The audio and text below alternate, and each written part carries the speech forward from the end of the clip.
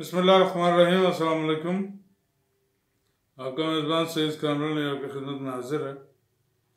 दोस्तों, कुछ अहम तरीन हालात और वाक़यात जो कुछ इस मुल्क के पाकिस्तान में पेश आ रहे हैं या आइंदा आएंगे, वो तमाम आपके सामने पेश खिदमत हैं। फ्री मेसन के लोग पाकिस्तान का दौरा करके जा चुके हैं, जो इंटरनेशनल ताकतों का रचाया हुआ खेल है और पाकिस्तान में कैसे खेला जा रहा है और किस तरह खिलाया जा रहा है। और याद रहे, यही फ्री मेसन के लोग जिन्होंने इमरान खान से जेल में मुलाकात की थी और उसको कन्विंस करने की कोशिश की थी कि आप ये मुल्क छोड़ दें, लेकिन इमरान खान किसी सूरत बाहर जाने के लिए तैयार नहीं। उसने सरेंडर करने से इनकार कर दिया।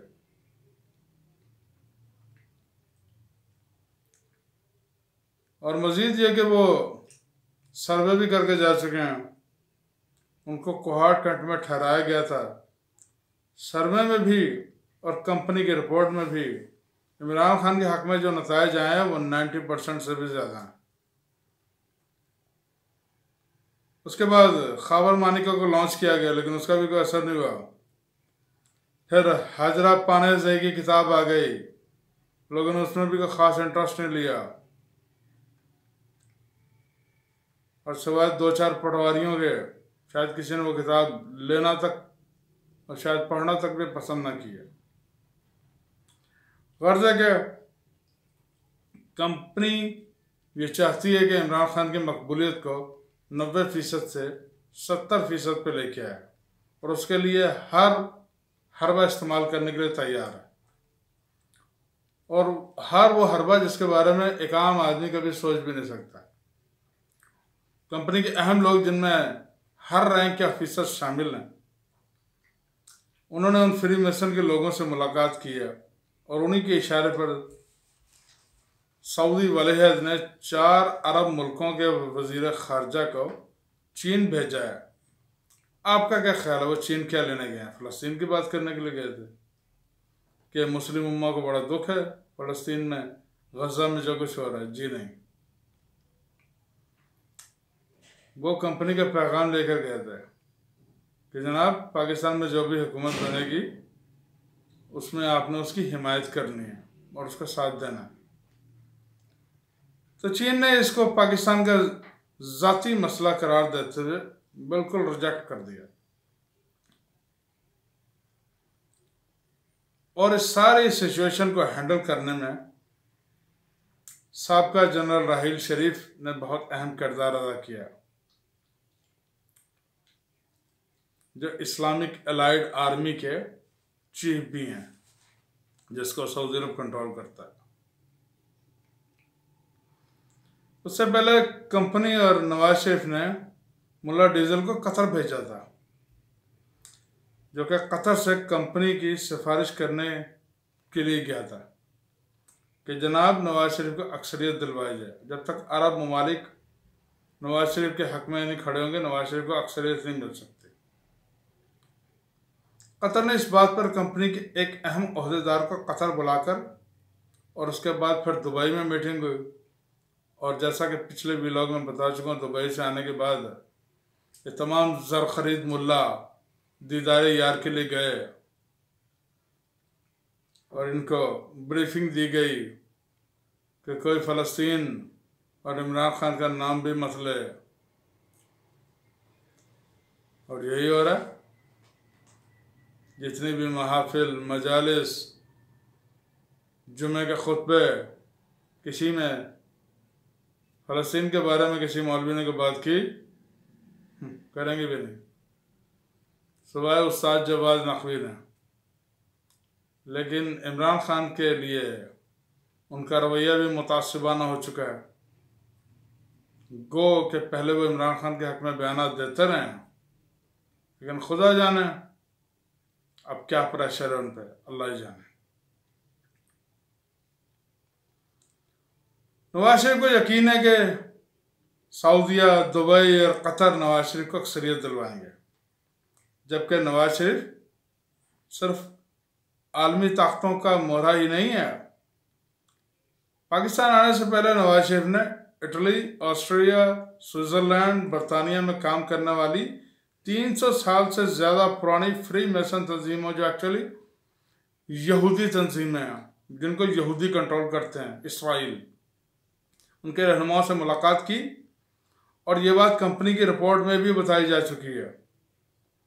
और वही आलमी ताकतें जिन्होंने सल्तनत उस्मानिया को तबाह किया था, वही ताकतें पाकिस्तान को अपने एजेंटों के जरिए कंट्रोल करना चाहती हैं, क्योंकि अल्लाह की बातों और अल्लाह की निशानियों पर मुसलमानों को शायद इतना यकीन हो या ना हो, लेकिन यहूदियों को बहुत यकीन है। बिल्कुल उसी तरह जिस तरह मदीना मुनव्वरा में या रसूल करीम सल्लल्लाहु अलैहि वसल्लम की पैदाइश हुई, तो यहूदी सबसे ज़्यादा आने वाले नबी का इंतज़ार कर रहे थे।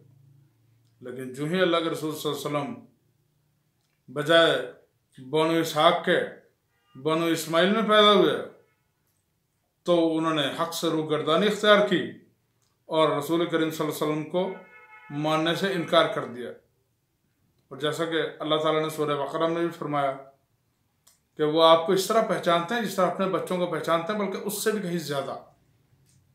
तो वो सब जानते हैं, उन्हें सब मालूम है, उन्हें सब यकीन है।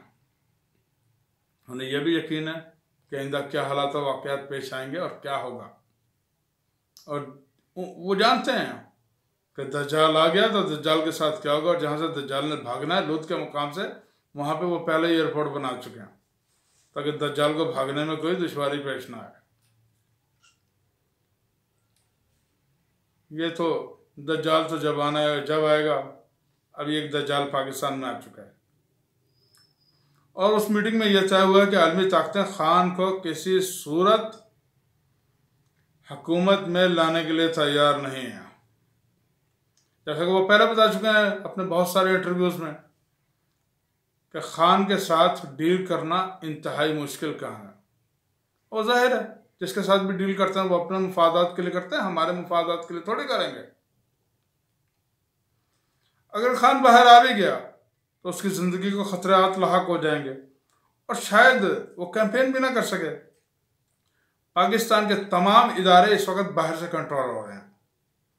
लोगों की पकड़ धक्कड़ तशद्दुद जारी है, जेल में डालना, डराना, धमकाना, सब कुछ हो रहा है।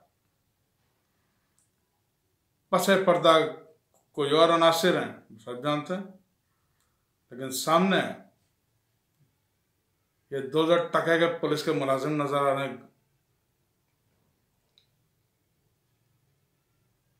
जिन्हें पहले भी छतर पड़ते रहे हैं और इंशाल्लाह आइंदा भी छतर ही पड़ेंगे इनको। उसके अलावा हर कोर कमांडर को पीटीआई को कंट्रोल करने का मुकम्मल टास्क दे दिया गया और उसकी हदूद में आने वाली तमाम अदालतें और उनके जज डायरेक्ट कोर कमांडर को जवाब दें। अब आप खुद सोच लें क्या हो रहा है इस मुल्क में। हजरत पानेज़ई की किताब उसी ने लिखी है जिसने रेहाम खान को किताब लिख के दिए थे, और कंपनी में इसी किस्म के लोग मौजूद हैं और उन्होंने स्पेशल लोग रखे हुए हैं। आपको याद है किसी ज़माने में गुलाम मुस्तफ़ा खर की अहलिया ने गुलाम मुस्तफ़ा खर से अलहदा होने के बाद उसके खिलाफ एक किताब लिखी थी, मेडा साईं, जो बड़ी पॉपुलर हुई। उस वक्त लोगों को अंदाज़ा नहीं था, बड़े लोगों ने पढ़ी, बड़े लोगों ने उसको अप्रिशिएट किया और बाद में वो शहबाज शरीफ की मनकूहा बनी और अभी तक उसके निकाह में है। तो ये सारी साजिशें, और हमेशा से आप देखें जब भी कंपनी और नवाज शरीफ का गठजोड़ हुआ है उस वक्त बिलखसूस ख़वातीन के बारे में बेहूदगी, बदतमीजी अपने उरूज पर रही है। एक ज़माना वो था जब बेनज़ीर भुट्टो के बारे में न जाने ये नून लीग के कड़छे चमचे क्या क्या औल फल बका करते थे। उस वक़्त शेख रशीद साहब भी नून लीग में शामिल थे, ये बेनज़ीर को पीली टैक्सी कहा करते थे। और आप सबको याद होगा कि नवाज शरीफ ने इलेक्शन कैंपेन के दौरान बेनज़ीर की फेक तस्वीर बनवा कर हेलीकॉप्टर से पूरे पाकिस्तान में फेंकवाई थी, ताकि लोग समझें कि हाँ ये तो बड़ी बेहया औरत थी, ये तो बड़ी बदकिरदार औरत थी। लेकिन वक्त ने जब सारा पर्दा उठाया, जब इनके चेहरों से पर्दा उठा, तो सबसे ज़्यादा बेहया और बदकिरदार अपनी ही बेटी निकल आई। हाँ, बस आखिरी इल्ज़ाम लगाना रह गया इमरान खान पे। और थोड़ा सा हौसला करो, थोड़ा सा हिम्मत करो। मरीम नवाज को चाहिए कि डायरेक्ट इमरान खान पे इल्ज़ाम लगा दे कि जुनैद सफदर का नहीं बल्कि इमरान खान की नाजायज़ औलाद है। हाँ, ये हो सकता है, इससे ज़्यादा एलिगेशन कोई नहीं होगी, क्योंकि सारे मोहरे तो ये आहिस्ता आहिस्ता आहिस्ता आहिस्ता करके ख़त्म करते चले जा रहे हैं। सारी चालें इनकी इन्हीं पे उल्टी पड़ रही हैं, क्योंकि इमरान खान को अल्लाह पे यकीन है। वो कहता है अल्लाह अल हक है। तो जब इंसान अल्लाह ताला को ही अपना सब कुछ बना लेता है, तो फिर अल्लाह ताला कहता है मैं उसका हाथ बन जाता हूँ, मैं उसकी आंखें बन जाता हूँ। वो नहीं होता, उसमें रब का रूप नजर आता है लोगों को। कभी आज तक पाकिस्तान में ऐसा हुआ 77 बरस में कि कोई लीडर कितने से कितना बड़ा मकबूल, उसको लोगों ने मुर्शद कहा हो? क्या ऐसी वजह है इमरान खान में? क्या ऐसी वजह है? क्या ऐसी वजह है? वो कोई ऐसे घराने से भी ताल्लुक़ नहीं रखता जो माशाल्लाह बहुत कोई पीरों का ख़ानदान हो, कोई सादात का ख़ानदान हो, कोई गद्दी नशीन हो, कोई नहीं। वो एक आम से घर का बच्चा है। लेकिन अल्लाह ताला जिसको चाहे वह तो इज़्ज़ो मन तशा व तो ज़िल्लु मन तशा। और जिसने हजरा पानेज़े की किताब पढ़ी है, कोई भी 1% ईमान रखने वाला बंदा अगर हाजरा की किताब पर यकीन रखता है तो समझोगे वो मुसलमान नहीं, काफिर है। जी हाँ, काफिर। इससे ज्यादा गंदी सोच की किताब आज तक मार्केट में नहीं है।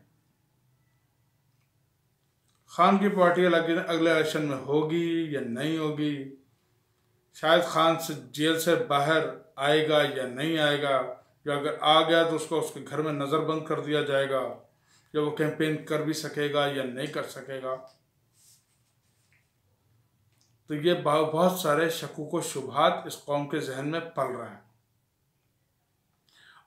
और एक और वजह भी हो सकती है, ये तमाम शकूक व शुबहात जानबूझकर पैदा किए जा रहे हो ताकि लोग एक मुखमसे का शिकार रहें, और दूसरी तरफ डराने धमकाने की भी कोशिश की जा रही है। और इसके अलावा तमाम इदारों, चाहे वो अदलिया हो, इलेक्शन कमीशन हो, नैब हो, नादरा हो, उस पर पहले ही कंपनी अपना कब्जा कर चुकी है। और अभी तो ये फैसला ही नहीं हुआ कि 8 को इलेक्शन होंगे भी या नहीं होंगे। अगर बफर्ज मुहार इलेक्शन हुए भी और इन्होंने जिस तरह की धांधली का सोच रखा है उस तरह की धांधली की गई, तो वो इलेक्शन नहीं सिलेक्शन होंगे, और उसको कोई तस्लीम नहीं करेगा। इंटरनेशनल मीडिया ने और गैर मुल्की अखबारों ने तो अभी से कहना शुरू कर दिया। तो गार्जियन ने लिखा है कि पाकिस्तान में जो कुछ हो रहा है ये सरासर नाइंसाफी है, और पाकिस्तान में इलेक्शन कमीशन नवाज शरीफ को लाने की तैयारियां कर चुका है। और जब इलेक्शन होता है तो उस वक्त इंटरनेशनल ऑब्जर्वर भी मौजूद होते हैं पाकिस्तान में, वो तमाम देख रहे होते हैं। जब उन ऑब्जर्वर्स की रिपोर्ट आएगी तो क्या होगा? पूरी दुनिया थू थू करेगी। और ये बात कंपनी को भी मालूम है। और सच पूछिए तो कंपनी नहीं चाहती कि नवाज शरीफ इख्तियार में आए, लेकिन इंटरनेशनल मीडिया और आलमी ताकतों का इतना दबाव है उनके ऊपर कि वो बेबस हो चुके हैं। हत्ता कि पाकिस्तान से जंग की और दूसरी सूरत में पाकिस्तान को तबाह तक कर देने की धमकी दी गई है, जिस तरह किसी ज़माने में रिचर्ड आर्मिटेज ने जनरल परवेज मुशर्रफ को दी थी कि अगर आपने तालिबान के मामले में यू टर्न ना लिया तो हम पाकिस्तान को जंगल के दौर में वापस भेज देंगे। मुशर्रफ था तो बड़ा दिल गुर्दे वाला, लेकिन घबरा गया। हाँ, अगर मुशर्रफ की जगह इमरान खान होता तो फिर एक ही बात कहता, एब्सोल्युटली नॉट। फिर चाहे कोई रहता या ना रहता। और ये बात सिर्फ वही कर सकता है जिसे अल्लाह पे यकीन हो, और से अल्लाह पे यकीन है, और हमारा भी ये ईमान है, और हमारा बहैसियत मुसलमान ये ईमान होना भी चाहिए कि अल्लाह ताला का वादा सच्चा होता है। अल्लाह ताला अपने बंदों की हिफाजत खुद फरमाता है। और ये 1970 का दौर तो है नहीं कि जहाँ पे उस ज़माने में एक चैनल हुआ करता था पीटीवी, तमाम लोगों को उसी के ज़रिए कंट्रोल किया जाता था। ना कोई सोशल मीडिया था, ना कोई सोशल मीडिया का वजूद, ना इतनी कन्विंस्ड सोसाइटी थी, ना इतनी अवेयरनेस थी जितना आज हो चुकी है। और ये अवेयरनेस आई कहाँ से? क्या इन कॉलेजेस इन यूनिवर्सिटीज़ ने अवेयरनेस दी हमें? भी नहीं। जहाँ पे एक शख्स इस मुल्क को तबाह करने के प्लान बना रहा था, वहाँ पे एक शख्स इस कौम को अवेयर कर रहा था।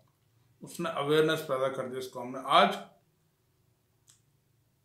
पाकिस्तानी छोटे छोटे बच्चे पाकिस्तान का आइन पढ़ना शुरू कर दिया उन्होंने, जिन्हें कतन कोई दिलचस्पी नहीं थी। आज पाकिस्तानी अवाम ने हमूदुर रहमान कमीशन रिपोर्ट पढ़नी शुरू कर दी है। जब पाकिस्तान 2 लाख हुआ था, उसके बाद जस्टिस हमूदुर रहमान की सरबराही में कमीशन बना था जिसने रिपोर्ट दे दी, और उसमें सारा कुछ वाज़ेह हो गया था। लेकिन उसमें जिस को एज ए मुजरिम नॉमिनेट किया गया था, उसमें से किसी को भी सजा नहीं हुई। बाद में उनको नवाजा गया। भुट्टो साहब आए तो उन्होंने यहया खान को हटा दिया, और टिक्का खान जो मशरक़ी पाकिस्तान में जुल्म और बर्बरियत का मरकज़ी किरदार था, उसको चीफ ऑफ आर्मी स्टाफ बना दिया। एक सानया से फारिग हुए थे, उसको न सिर्फ चीफ ऑफ आर्मी स्टाफ बनाया बल्कि बलोचिस्तान में घुसा दिया। मशरक़ी पाकिस्तान में तो 35,000 बंदा मारा था, बलोचिस्तान में 1,60,000 बंदा मार दिया। और बलोच आज तक आपसे नफरत क्यों करते हैं? बलोचों को उनके हकूक नहीं दिए आपने, और जब भी उन्होंने अपने हकूक की बात की आपने उनके सर कुचल दिए। अब बलोचों को तो छोड़ें, अब तो सिंधी उठने के लिए तैयार बैठे हैं। पंजाबियों को सांप सूंघा हो तो अलग बात है, लेकिन ये जंग